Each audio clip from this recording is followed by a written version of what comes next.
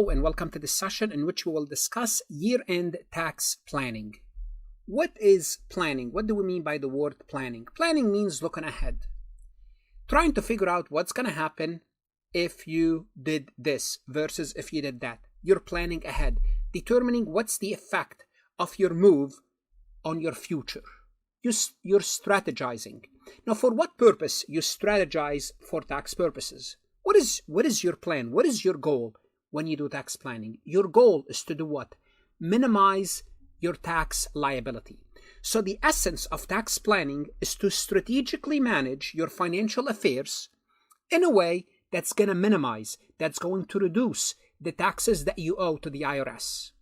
What would that involve? That will involve forward thinking, planning throughout the year, not just at tax time. But when we say year end, it means when you sit around at the end of the year and plan what you should do for next year. But that should be done all year long, maybe every 6 months, every 3 months. For businesses, you might have to do this on a monthly basis. So this is what year-end planning. And quarterly, you have to do this quarterly because you have to make quarterly payment estimates if you have a business. So this is happening all year long. Don't be fooled by the word year-end. It doesn't have to happen by year-end. And what needs to be done? You have to have a good understanding about the tax law. What are the advantages of certain things? What are the disadvantages to reduce your tax liability? Bear in mind, you have to be familiar with the law. In other words, you have to be following the law. You cannot be doing anything illegally. And this is going to require a balance of reducing taxable income through what? Through deduction and maximizing credits. Because in many places, you might have the option to take a deduction or you might have the option to take a credit. For example, the foreign income. You could either use a credit or use it as a deduction. Well, which one are you going to take? You're going to have to balance the two. Education expenses. Sometimes you can take a deduction, sometimes you can take a credit. You have to determine which option is better for you. To do what? To reduce your taxable income. So the primary objective of any taxpayer, it should be to reduce their tax burden legally. And this process is called tax planning. Now, in this session, I'm going to go over 10 to 12 tax planning strategies overall, tell you, for example, this is a menu of things. For example, when you're sitting with your clients at the end of the year, you would say, okay, let's take a look at what applies to you and what can we do or what we can recommend to help you reduce your taxes for next year. And this is what we would look at first, that menu of options. And this menu of options obviously is not exhaustive, is not complete. There's going to be more. But I'm going to give you some common ones. In the next session, we would look at an actual exercise or a simulation because that's what's going to put things to work. Let's go ahead and get started. Before we proceed any further, I have a public announcement about my company, FarhatLectures.com. Farhat Accounting Lectures is a supplemental educational tool that's going to help you with your CPA exam preparation as well as your accounting courses. My CPA material is aligned with your CPA review course such as Becker, Roger, Wiley, Gleam, Miles. My accounting courses are aligned with your accounting courses broken down by chapter and topics. My resources consist of lectures, multiple choice questions, true-false questions, as well as exercises. Go ahead, start your free trial today. Few things that you have to do, is reduce your taxable income. Now, bear in mind, reducing your taxable income does not mean earning less.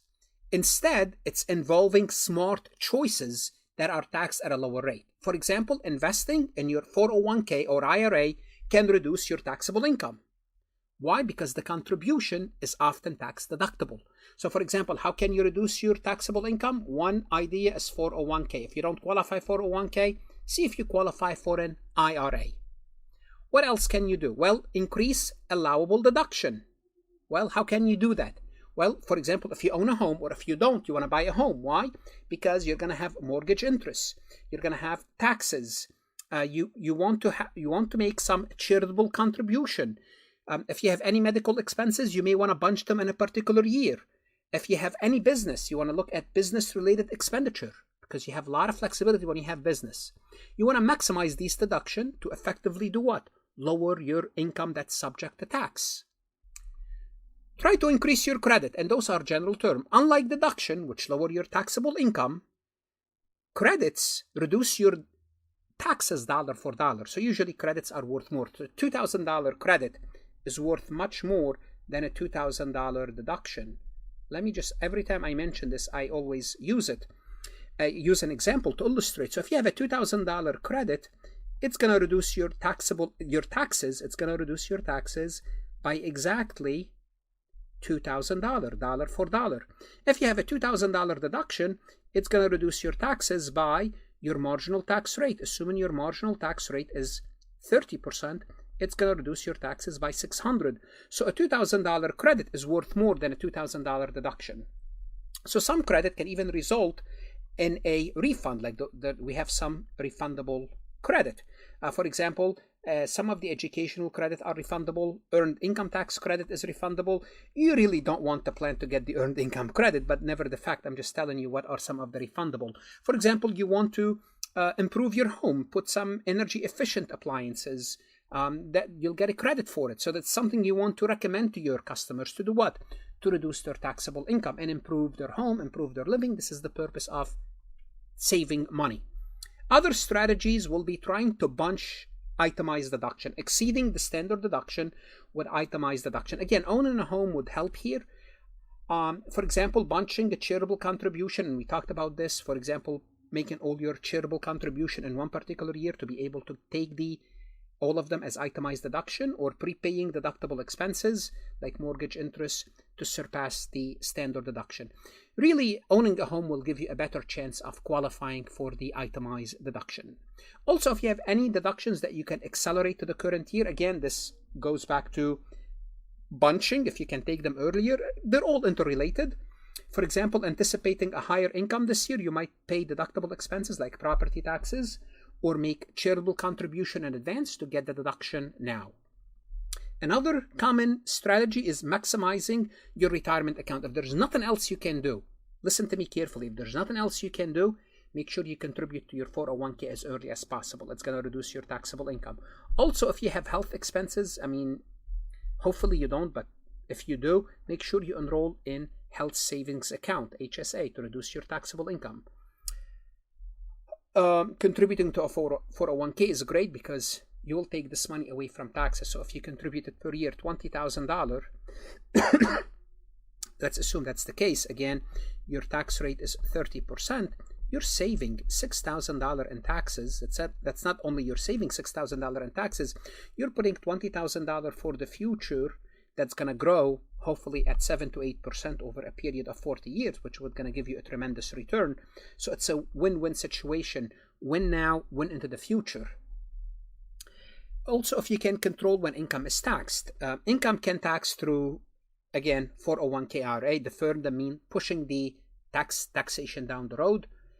IRA is a typical example where it's your choice individual retirement account and you're not taxed until you take it out later. This is deferring income. You could defer income through other methods as well, but this is one of them. How can you defer income? Like-kind exchanges or installment sales.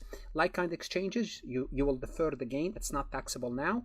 Or installment sales where you get the payment in series. This way you're not taxed all at once. You are deferring the income for later. So installment sales allow you to spread out capital gain over several years, reducing the tax burden for any particular year. So if let's assume you sold something for $500,000. So rather than getting the $500,000 all at once, you may get $100K every year. And of that $100K, some of it is profit, and the profit is taxable. So let's assume $30,000 of it is profit. So rather than getting all, if it's a 5-year period, if you're going to be receiving $500,000 over 5 years and each year $30,000 in profit, you're going to be paying taxes over $150,000 over 5 years, but you pay it over 5 years rather than paying the full amount all at once when you have installment payment. Also, you want to look for income that gives you a lower tax rate, like a qualified dividend, long-term capital gain. So hold your stocks for more than a year. If you hold the stock more than a year, you're going to get long-term capital gain, which is a favorable rate than short-term capital gain. Adding a dependent whenever you can, because adding a dependent might qualify you for a head of a household, which in turn give you a higher standard deduction, even if you cannot itemize. Also, that's going to give you additional credit, like the child tax credit, the dependent care credit, and maybe education credit. And these credits will obviously reduce your tax liability, dollar for dollar. Other strategy will be withholding and estimating tax payments. You really don't want to pay when it's not necessary. How would you avoid that? Have enough withholding from your paycheck, or if you're self-employed, you would have to make estimated payment to avoid penalties. That you can plan for. You can plan for by making estimated payment quarterly. Foreign income exclusion or tax credit. If you work overseas, you want to take a look, either am I going to take the income exclusion or tax credit? Plan ahead and see which one works best for you. It depends on the circumstances and the tax rate in that foreign country. Avoiding imputed interest on below market rate loans between family members. Don't give out those loans, because you're going to have what's called imputed interest. Structuring the loan with interest rate at or above IRS applicable federal rate. So you could avoid this, because you're going to be taxed for something you did not even receive. Another strategy will be holding period for qualified stock option. For stock option, you want to meet the holding period 1 year after exercise to get a more favorable capital gain tax treatment. So those are, I looked over 12 strategies. Some of them are interrelated, and those are not the only one. Tax scenarios are endless. So you want to sit down, understand your client's situation, and be able to pick and select the best strategy that work for them. We're gonna work a problem, a scenario, you wanna call it a simulation, in the next recording to just give you a feeling of it. But being familiar with all these options, basically it's looking at a menu and picking from the menu.